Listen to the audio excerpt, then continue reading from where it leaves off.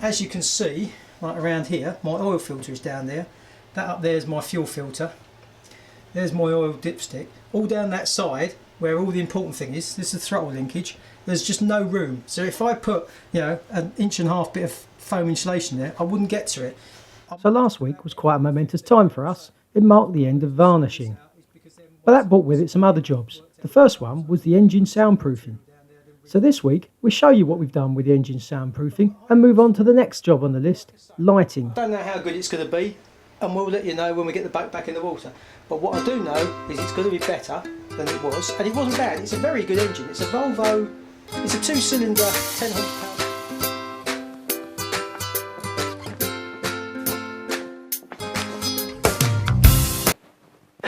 So I don't know how much of this is going to come out. You know sometimes how your stars align, everything clicks into place and you can't do anything wrong? Well, today wasn't anything like that. I mean, it wasn't all bad, but it was a bit of an effort. As you watch this, I think you'll probably understand what I mean.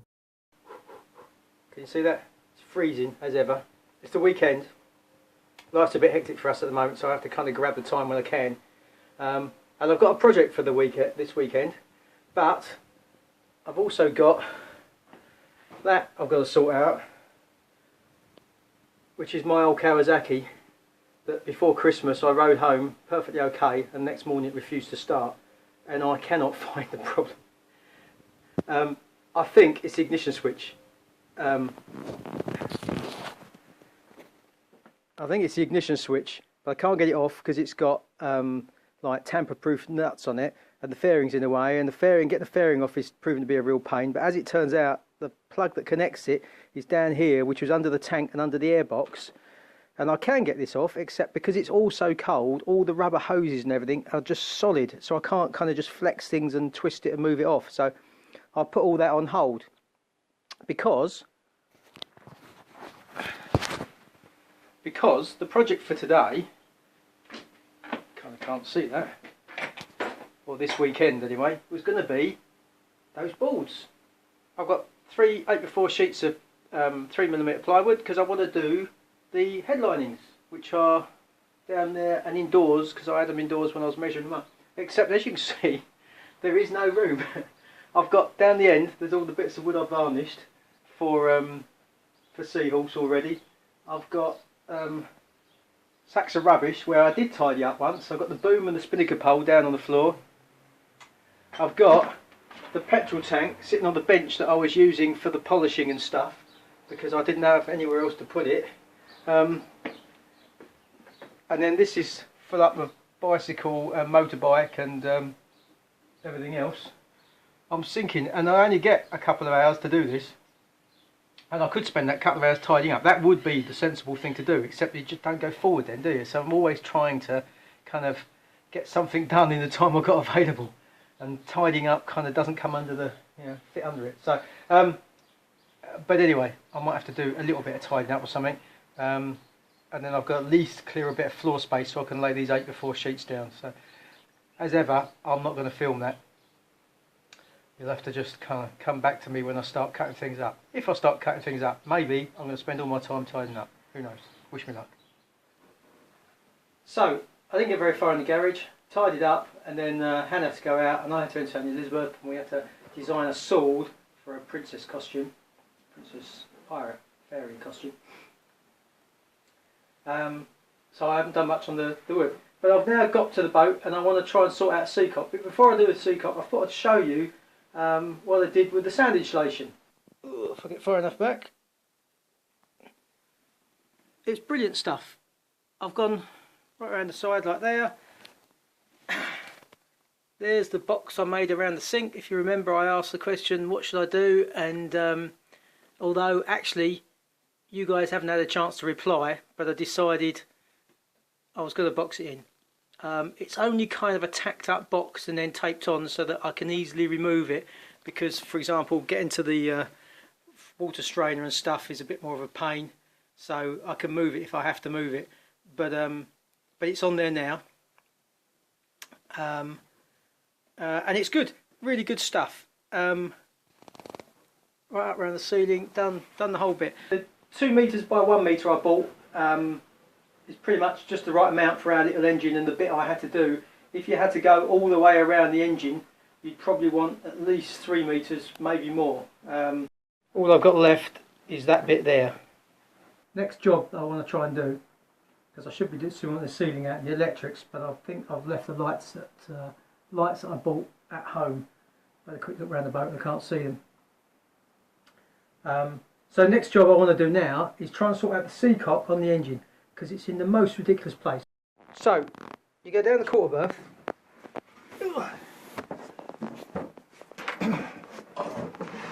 and this panel here, which is now covered in my lead insulation, goes over that gap there, so you can get to the back of the engine, which is quite good, and you can get to the stern drive, and the seacock, if I have to climb in your seat, see that blue handle? That's it there.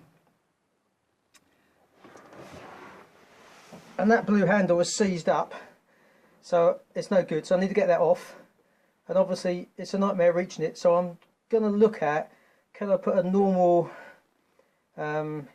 twist lever type handle on one, and if I do, will I be able to reach it by maybe cutting a hole into the top of this panel here, so there's a lift out panel so I can reach down and get it rather than have to take the whole panel off each time.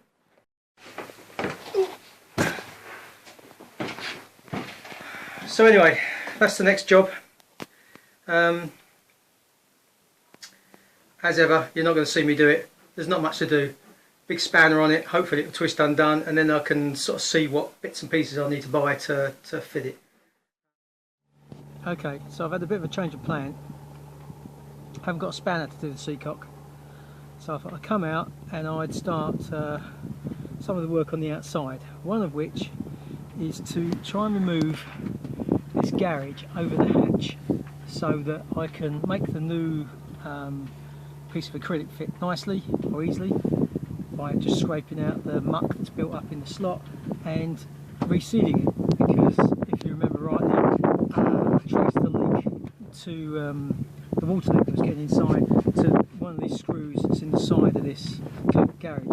So I thought I'd take it off and I can reseal them all, except, I don't know how much of that you can see, this across the front here, it's been glued on with Sikaflex or something. It looks like it's tougher than silicone, it's not just lifting up. There is like no gap under there that I can get anything in to kind of prise with. It really is flush all the way across the front, and it's stuck on. It's not a huge disaster because I can do what I want without getting it off, and clearly it's well sealed, so there's something to be said for leaving it there, but it would just be nice to get it off and make sure that I could seal everything properly. If anyone's got any ideas on how I can shift that, is there, you know, I don't know, the trouble is this is glass fibre, so you can't just sort of kind of lever against it because it'll just chip and splinter and break. I really don't know. I need like something thinner than a razor blade, longer than a razor blade, and strong as I don't know what, so that I can slide it under there and slice it off. But I don't know, I don't suppose there's any chemicals or anything, is there, that you can squirt in the back of there that loosens Sikaflex and doesn't damage glass fibre? Anyway, anyone got any ideas, please let me know.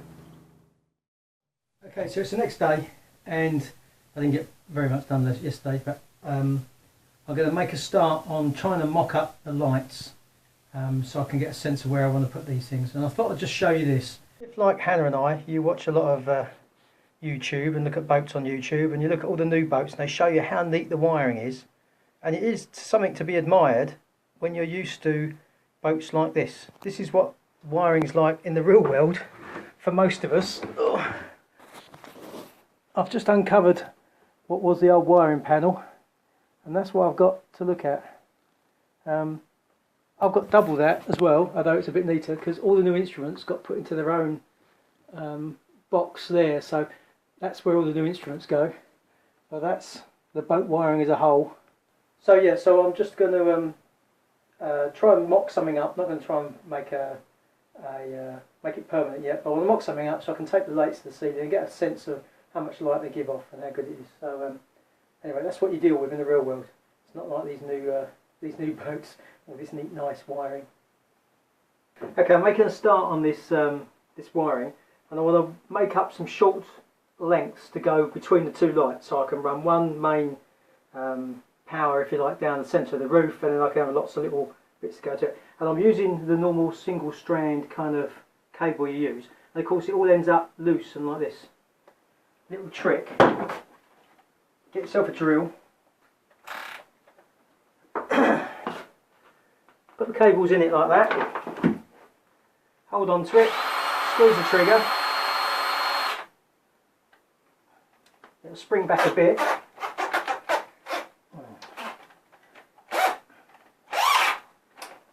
And when you get it out of your chuck, there you go. Nice 2-core cable that will now not wiggle around and stuff, and it's a lot easier to handle. And it's still just about long enough. You have to make it a bit longer because of course you lose a bit of length when you do it. But anyway, that was that. I'm going to carry on now. Bye.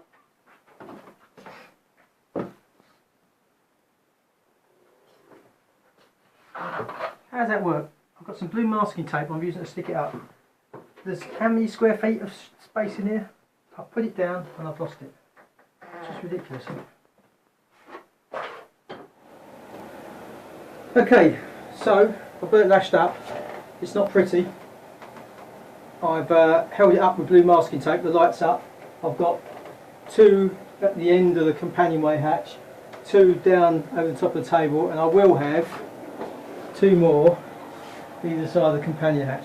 We were thinking of using the old lights, but they're just not going to fit, and I think 2 more of these little downlighters will work well.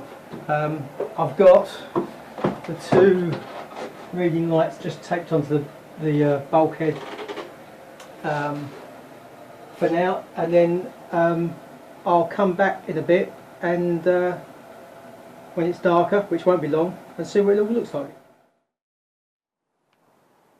Don't know how much you can see.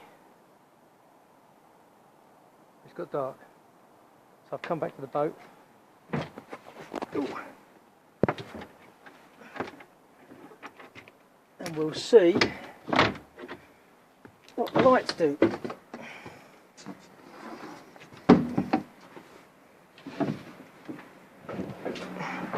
Unfortunately, of course, we're lucky in that we're next to the main car park light, but whoa, it's pretty good. Okay, so my lights that were stuck up on the ceiling at the end have come unstuck. But in terms of the amount of light, that's really good, isn't it? We've put some LEDs along the sides, which I've got blue ones, but I'm thinking we'll just buy some white ones. So they look pretty good, don't they? I'll have to cut these headlinings out now and put some holes in, and we'll stick them up before I start covering it all, just to check it all works alright. But I think that's going to work. By the time I've got 2 more around the companionway hatch, sort out the white LEDs on the sides. Not more wiring to sort out, but I think we're winning. So that's it for another week. I'm Ian, and this is Sailing with the Foxwell family. Thanks very much for watching. Go home and have lunch now then.